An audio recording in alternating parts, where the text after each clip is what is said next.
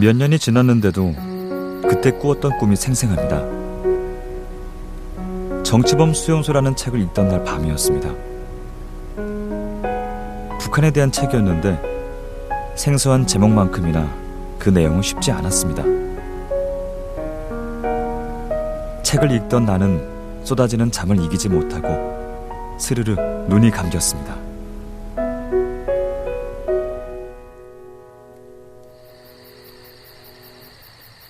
눈을 떴을 때는 내 방, 내 침대가 아니었습니다. 넋이 나간 채로 주변을 살피는데 저 앞에 누군가 나에게 말을 걸어왔습니다. 안녕? 너 내가 보이는 걸 보니 꿈을 꾸고 있는 모양이구나. 나는 이 소녀의 말대로 꿈을 꾸고 있는 것 같았습니다. 내 방에서 잠을 자던 내가 여기에 와 있을 리가 없었습니다. 소녀의 이름은 순이라고 했습니다. 여긴 북한이야. 난 정치범 수용소에서 죽었는데 아직 하늘로 올라가지 못했어. 그 순간 나는 무엇을 잘못 들었다고 생각했습니다. 북한? 네가 죽었다고? 나는 그저 어리둥절했습니다. 그런데 이렇게 예쁜 아이가 왜 벌써 죽은 걸까? 그리고 가만히 생각해보니 순이가 죽었다는 것은 내가 읽던 책의 제목과 같았습니다. 그런데 정치범 수용소가 뭐야? 정치범 수용소는 북한의 정치에 대해 하지 말라고 하는 행동이나 말을 한 사람을 죄인이라고 잡아가는 곳이야. 죄인이라는 사람의 가족들까지 잡아가서 때리고 일을 시켜. 순이는 9살 때 그곳에 끌려갔다고 했습니다. 그날은 순이의 인생에서 최악의 날이라고 했습니다. 어서 나와! 빨리 나오란 말이야, 이 죄인들아! 무서운 보위원 아저씨들이 집으로 몰려와 순이네 할아버지를 죄인이라고 하면서 가족을 모두 끌고 갔다고 했습니다.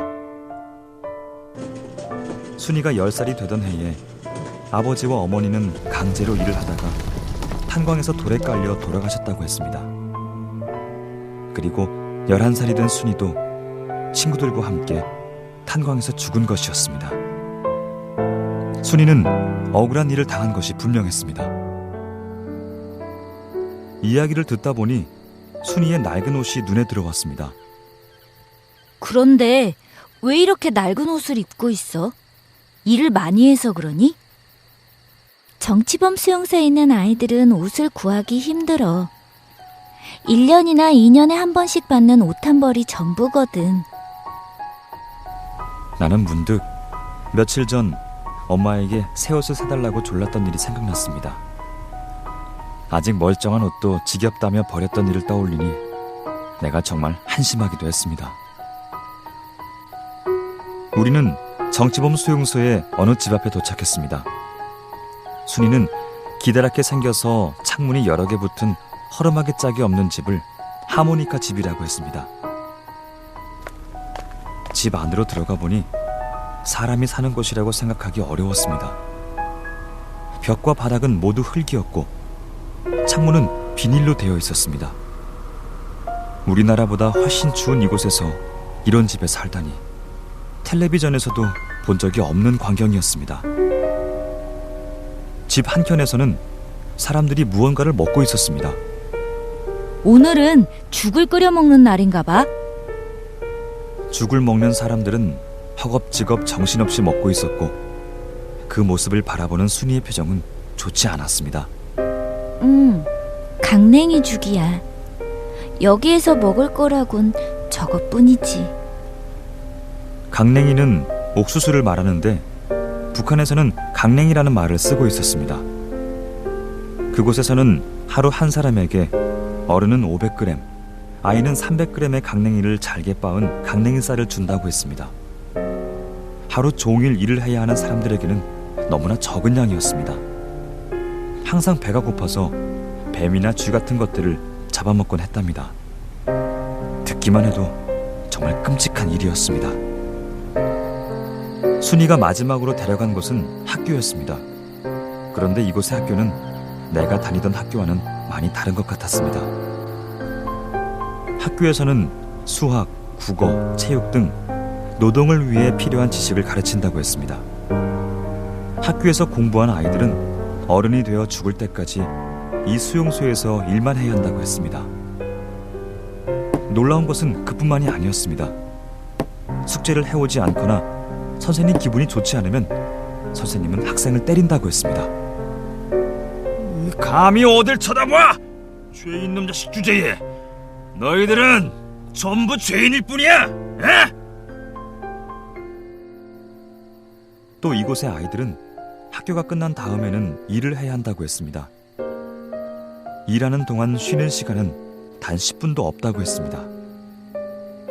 한 아이가 쓰러지면 다른 아이들이 쓰러진 아이의 일까지 나누어 해야 하기 때문에 어떻게든 열심히 일을 해야 한다고 했습니다. 그날 해야 할 일을 다 끝내지 못하면 그나마 주던 강냉이도 다 빼앗겨.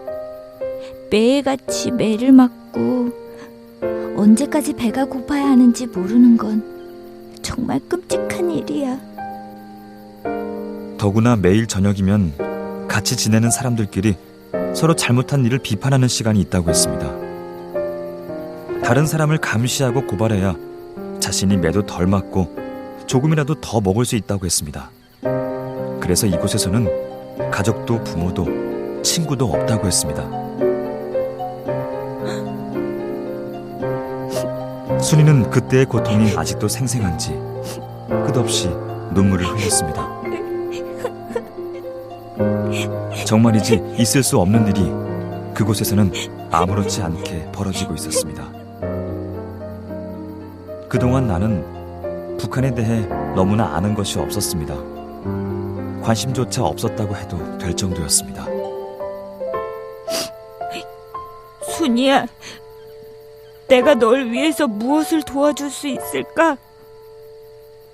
순이는 다른 것은 바라지 않는다고 했습니다. 다만 사람들에게 이곳 정치범 수용소 아이들의 이야기를 알려달라고 했습니다. 순이처럼 억울하게 죽는 아이가 계속 생기지 않도록 말입니다.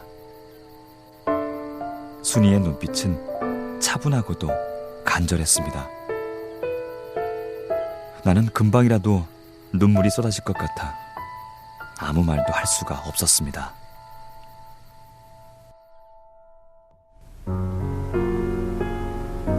다시 눈을 떴을 때는 내가 잠든 곳, 내 방, 내 침대였습니다.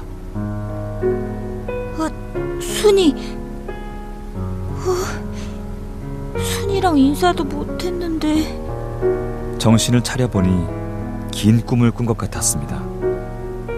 하지만 꿈이라고 하기엔 너무나 생생했습니다. 손에는 정치범 수용소 책이 꼭 쥐어져 있었습니다. 그날부터 나는 더 열심히 공부를 하기로 했습니다.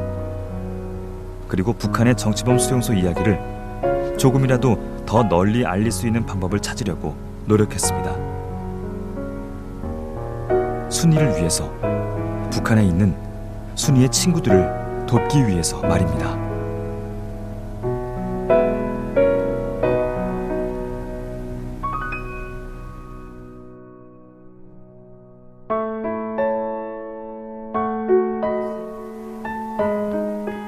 저희가 사는 모습하고 너무 달랐어요. 저희는 항상 밥도 그냥 남기고 간식도 너무 많이 먹고 그래서 많이 살도 찐다는 말도 있는데 정치범 수용소나 북한에 사는 꽃제비들은 밥을 못 먹어가지고 영양실조를 걸리는데 우리들은 너무 많이 먹어서 비만을 걸리니까 너무 저희들이랑 사는 모습도 다르고 그 사람들을 구해주고 싶었어요.